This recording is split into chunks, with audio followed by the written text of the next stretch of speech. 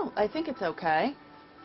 So here we are. Today is Friday, January 10th, 2014. And we are going to review some of Dad/Grandpa's history, starting with some of the pictures I found in Dad's office today. This is the first one. I think you've told me this story before, but is that a trip to Ireland that you went on, Dad? This is a first formal picture of the Saffron Kilt Pipe Band when we took over what used to be a Mormon church in Babylon, and we bought it. Prior to this, we used to meet at the Knights of Columbus Hall, but this is when I was the band manager, and I'm featured on the extreme left there, over here. And so you didn't play? No, and then afterwards I was part of the color guard, and we led the pipers. I never played.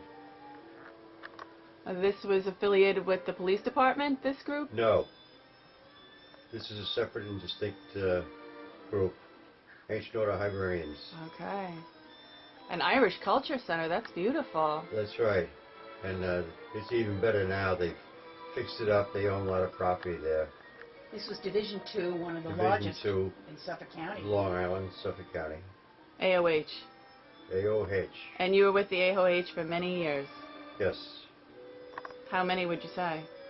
How many years? Yeah, how many? Approximate. Let's see, 40 years. Oh, that's good. That's how old I am. And in 73, you went to Ireland with the band, right? Yes, in 73 I went to Ireland with them, with Eamon de Valera. We have pictures of that somewhere. It was a celebration for the AOH all over Ireland. We spent about 3 weeks there traveling through Ireland, and it was only one of the 3 weeks was to do with official meetings and things like that. The rest of the time was just on a tour.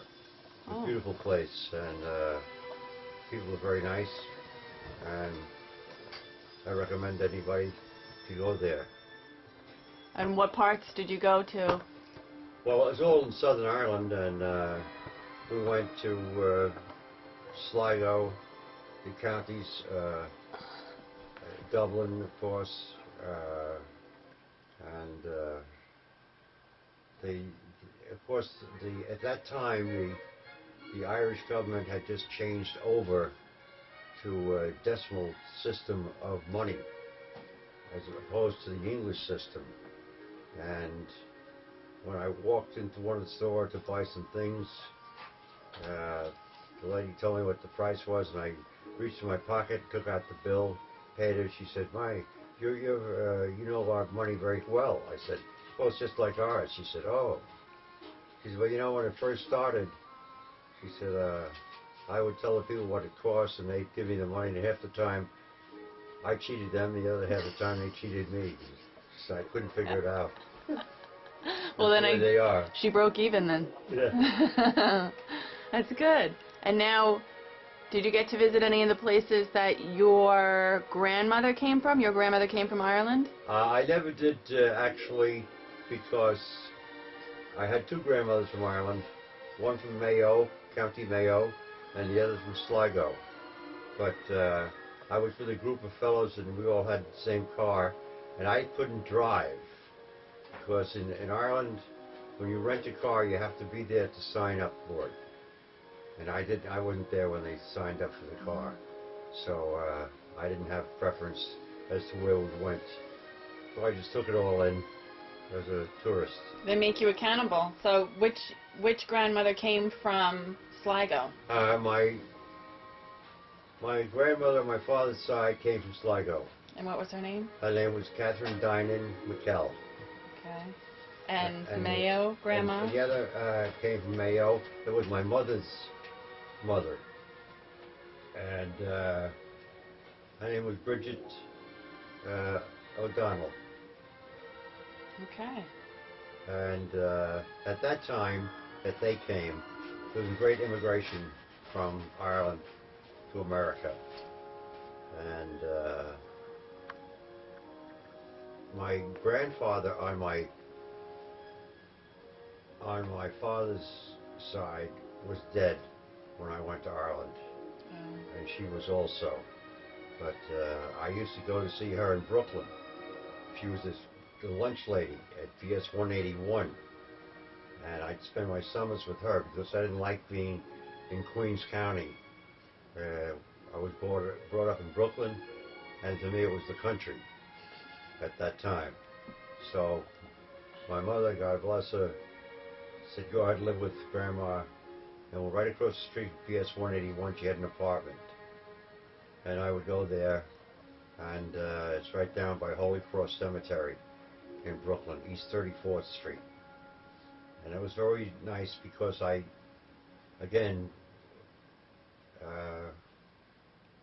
was brought up in Brooklyn, and I liked the place. She would send me to, once a week, she'd allow me to go to the movies. And at the time, I think the movies were very reasonable. And she'd give me about 35 cents. I'm listening. Go ahead. 35 cents for the movies? With 35 cents? About 35 cents, which allowed me to get admission and a Mr. Goodbar. Ooh. And I love those. then she'd say to me invariably, because in her apartment she had little, at each doorway, she had little, I don't know what to call them, but they were holy water and little things hanging on the wall, and they'd always be drying out, so she'd give me a cruet and say, now on the way home, Sonny, they called me Sonny, stop and get some holy water. And she said, remember, old Irish expression, he travels fastest who travels alone. Go ahead. Whether you're outbound or headed for home, he travels fastest who travels alone. Now, where am I going to go with holy water in my pocket? She was very sharp. She sent you on a mission. Yeah. And don't get caught up with any other people. That's right. Don't get distracted. Because in order to get there, I had to either walk quite a ways or take the trolley. At that time, they had trolley cars. In Brooklyn? In Brooklyn. Wow. And that's Greenpoint? No, Flatbush. Flatbush. But you were born in Greenpoint? 34th Street in Flatbush. Okay. Right by Holy Cross Cemetery. Wow. Right down the block. And that's your father's mother? Yes. Okay. Lovely lady. She eventually came to live with us in Queens, where she passed away. Lord have mercy on her. And but till then, she was retired from the school district in Brooklyn. She was the lunch lady. She made up some good meals for those kids? Oh yeah. And did Aunt Jerry and Uncle Dennis and Uncle Vinny go with you for the summer? She didn't have all four of your children. Just you? Yeah. Well, that was special. Yeah. And the rest of them stayed with Grandma? Yeah. They get jealous? Pardon? Did they get jealous? That you I don't know about that. They never told you if they did? No, I don't know. It's like we had a certain arrangement between my grandmother and me, and it was like I was always like threatening to run away from home to go back to Brooklyn, so that's why my mother conceded to let me stay there for the summer. That was the promise. I was the oldest in the family. I can't imagine you threatening to run away from home and go back to Brooklyn. You really didn't like the country at all. No. But yet you brought your kids, you had your family and raised your family out on the island, which was pretty countryish. Yeah, but that's, you know, growing up, you have different ideas about things, and actually, when I'm talking about Queens, it was pretty rural, quite a difference from Brooklyn. Brooklyn, you know, a long time ago was its own city before it became involved with New York City. And there were a lot of programs and a lot of things, and I went to school there. We lived in Flatbush. I was born in Greenpoint, but we moved to Flatbush. My family over St. Catherine of Genoa Parish, and we lived there for quite a while. And then we eventually moved to Hollis, Queens, which was quite rural at the time, by today's standards. By the way it looks now is. Oh yeah, yeah. That's a rough neighborhood, probably. Oh, I haven't been there in years. My mother-in-law could probably tell us. She lives in Whitestone. That's not the bad neighborhood. Yeah. I used to play the bugle at the local park there. Because I was learning at St. Catherine of Siena. I was in the band and played the bugle. So they let me come up to when they lowered the flag. Oh. And I played the bugle. Oh, that's very nice. And I didn't know that. And I went to St. Catherine of Siena in St. Albans because at the time the local St. Paschal Baylon was the parish we were in. They didn't have a school. So you went to St. Albans from Hollis? I took the bus up to St. Albans. Was that a long ride? It was the next... Hamlet? No, it was really about 5-8 miles. Oh, okay, so not so bad. You know, it wasn't too bad. Okay. And it was, you know, like the next area. And you went up there through 12th grade, or? I went there, eventually we moved up there. To St. Albans? I went there in the 4th grade, and before I graduated on the 8th grade, we had moved up there. We had apartments and stuff, or houses that we rented, and that was my favorite teacher that I remember very well. The 8th grade teacher, Lord of Mercy on her, Sister Lawrence Imelda Fitzgerald. The reason I know her last name, I was there during World War II when it started, and one day in the class she got called over on a speaker system to go down to the principal's office. So she assigned somebody to take over the class, and she was gone for a while, and then when she came back she didn't say anything. And then later that day the principal got on the microphone and said to everybody, say a prayer for Sister Lawrence Imelda's brother, who was just killed in the Battle of Midway. He was a pilot in the Navy. And she didn't even, you know, she didn't cry or anything. God bless her. But she had a lot of things to admire about her as a teacher. I didn't admire them. She was a little stern at times. But looking back, I think that she was great. And she always said, she also had some expressions, you know.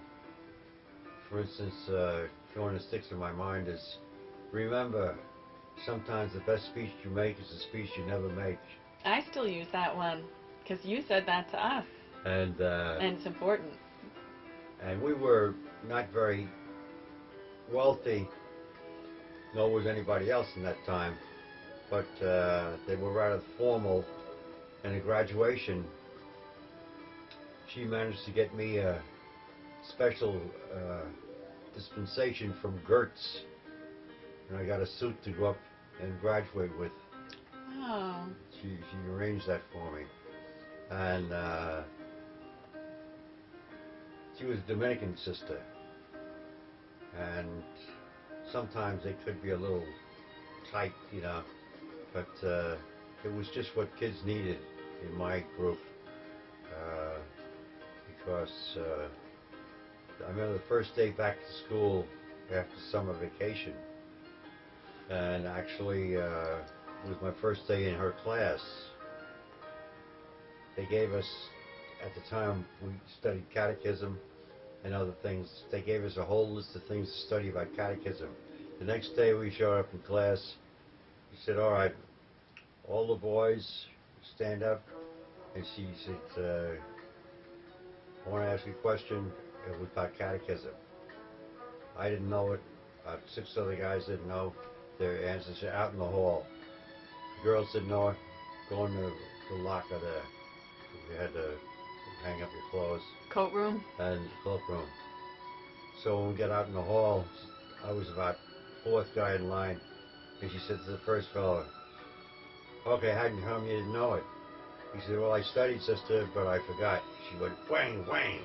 One for not studying, one for lying. So when she got to me, I said, I didn't study. I figured It's a good thing you were number 6. Yeah. You got to watch that a couple of times. Oh.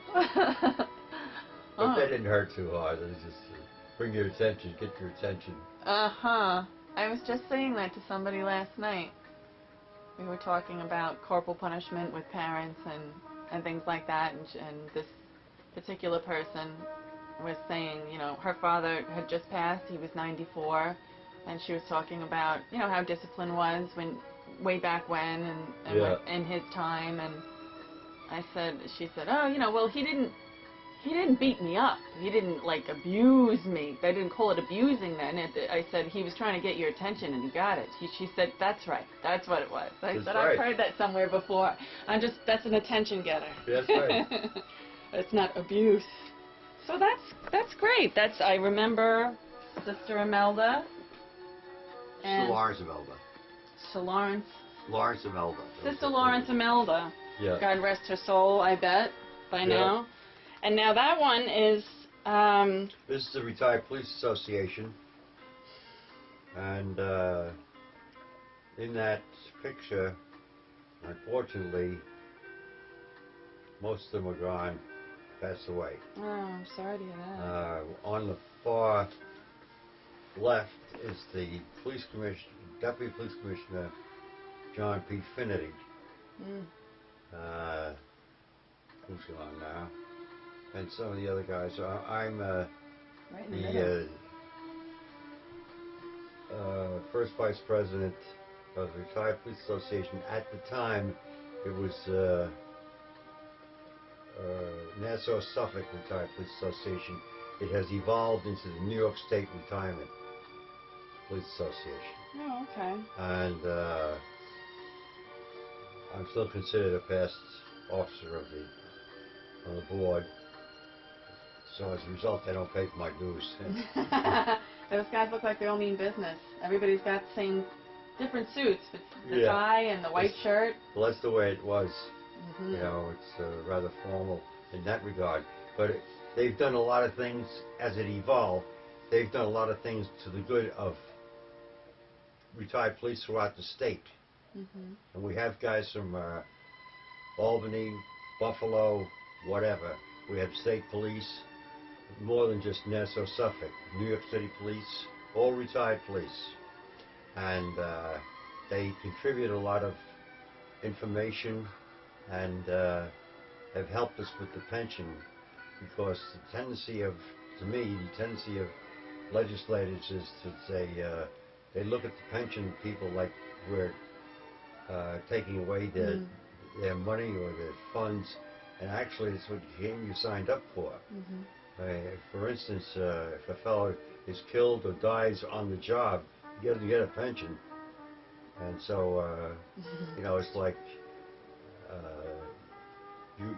every penny you get, you worked for. And we didn't get paid that much. Right.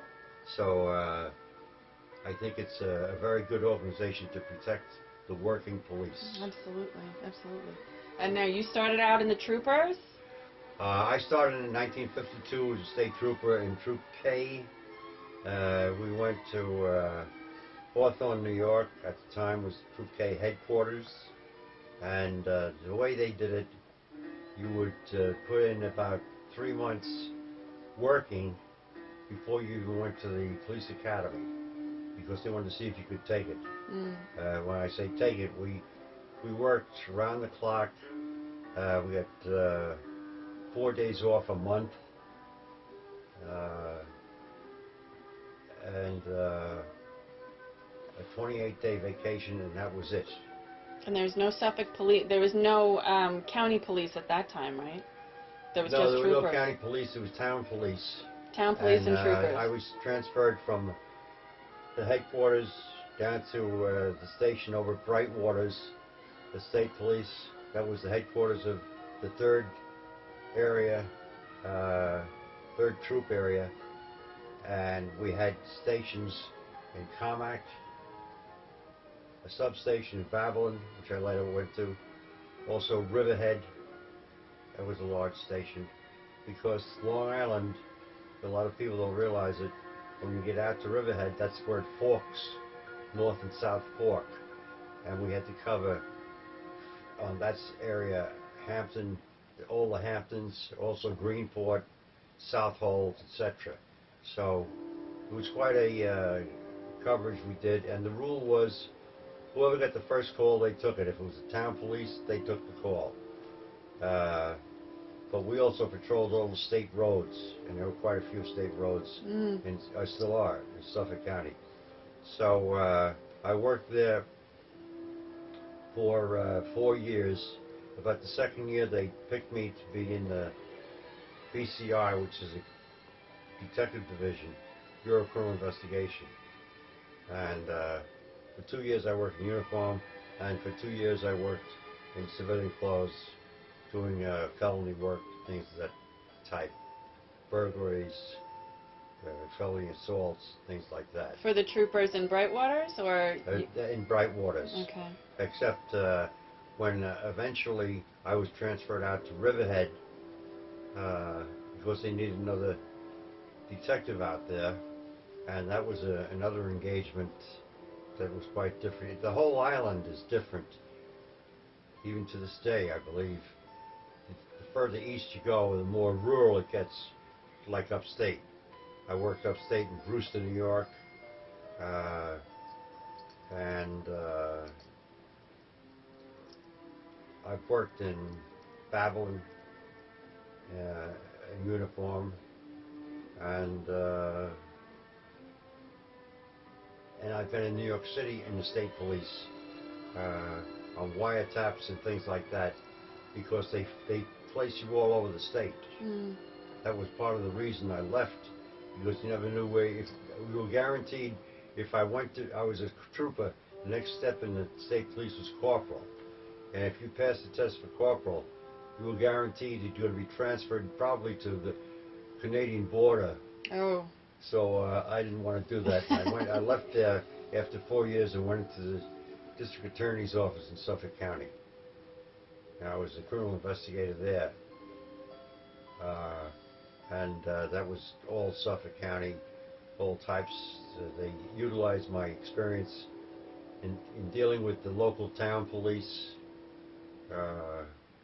And each town, there were 10 towns in Suffolk County, had their own police department until it went county eventually. Then it became one. But the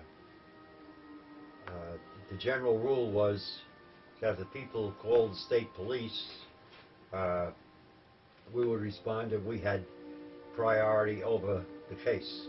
But if they called the town, then the town had it. Okay. We only would go in if they asked us to participate, because we had more technical laboratory things, forensic science and things like that in our availability. And so when I went in the DA's office, that again was a different story, because I always say in the police department they work hard until they get to the final stamp, which is closed by arrest, and that's when the DA's office takes over. They prepare for trial. Right. And there I learned a lot about saving evidence. But later on, that you're going to have to produce in court. Sometimes, if you have an apprehension or arrest, sometimes within a year, you still have to maintain that evidence. It's very important, because we call it the chain of evidence.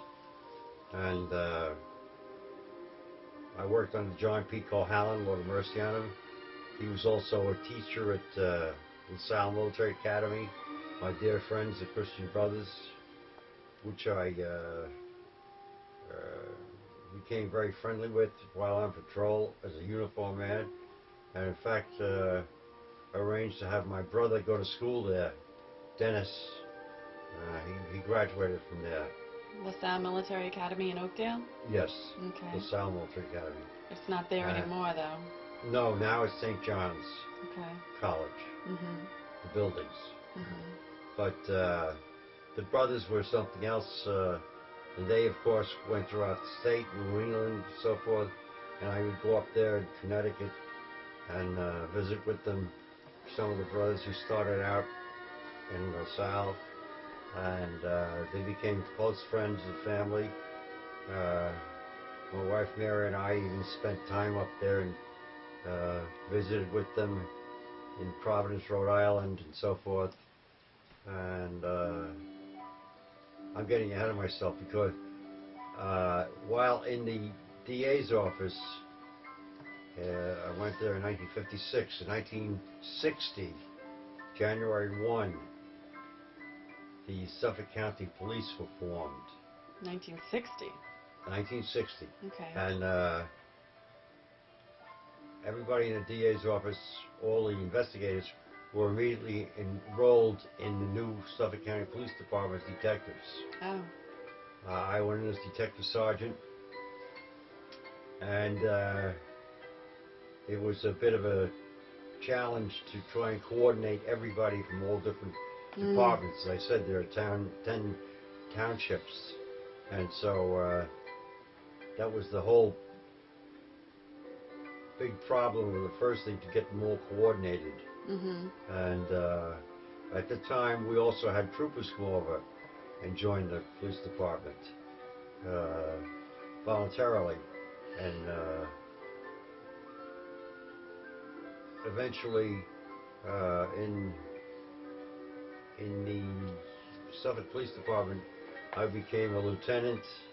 I took a test, made lieutenant, and then about 6 months later, police commissioner made me a detective lieutenant based on my background, and I was assigned to the homicide squad, where I worked until I retired. How many years would you say you were a homicide detective? I was in the homicide squad about 4 years, 4 to 5 years, and we had approximately 12 guys that were investigators. We composed 3 teams of 4, and I was detective lieutenant, and I had a captain in charge, and we handled, we would handle even when the county took over the police departments, they didn't take over the villages. The incorporated villages? Incorporated villages, and they also only took over the 5 western towns. So when there was a homicide in the other 5 towns, we would be involved in that. Okay. That was an arrangement they made with the county legislature. So it was very interesting. At different times, we'd be all over the place. We wind up in the city or out of town, or doing investigation. It was quite a. We had very good success. We had good rules, and every day was different because we had a wonderful medical examiner who had spent 14 years in New York City, in Queens, as the assigned medical examiner there. I'm the chief medical examiner. New York City's 5 boroughs. So he came out, Sidney Weinberg was his name. And he had set the rules down, and sometimes it was difficult to abide by the rules because in the original investigation, it was especially on the East End, they didn't do the same thing that we did. So we'd have to backtrack a lot.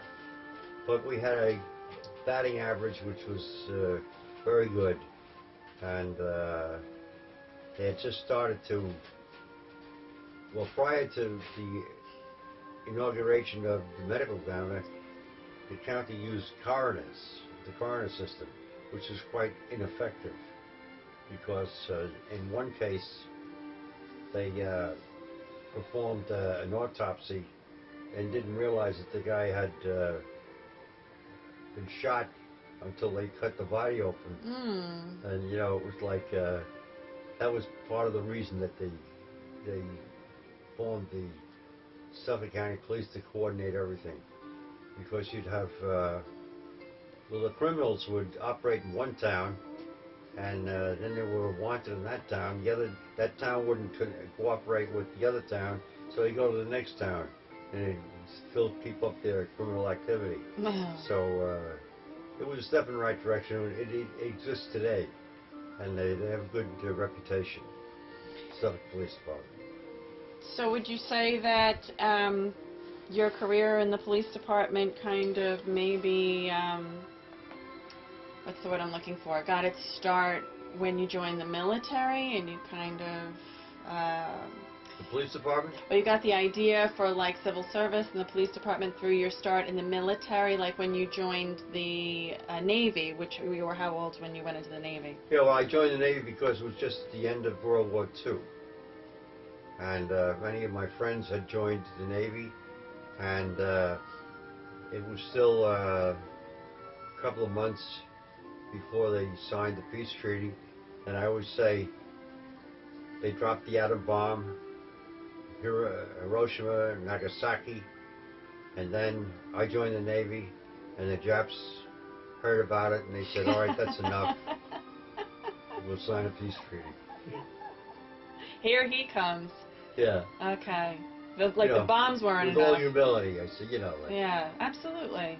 A lot of Scotch humility. Irish American. Right. Look out. Oh, they don't want any of that. No. No. So, anyway, I joined the Navy August 1945. They signed the peace treaty September 2nd.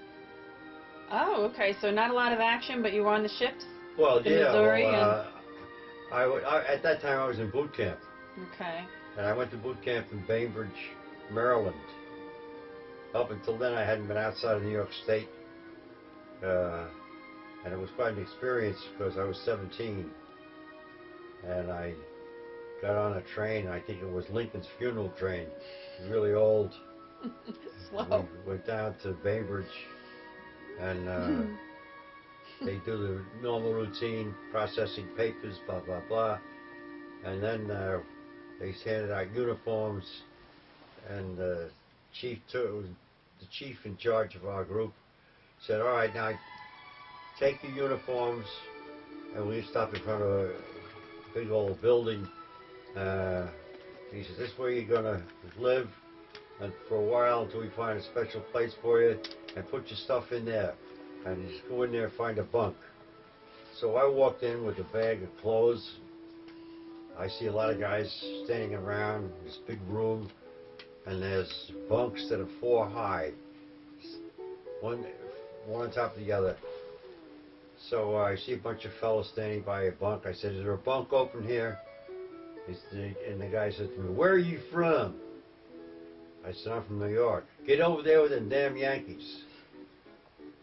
So I'm amazed. So I walk over to these other fellows. I said, are you a Yankee? I'm 17. He said, yeah, you're a Yankee too. I said, well, who are they? He said, they're rebels.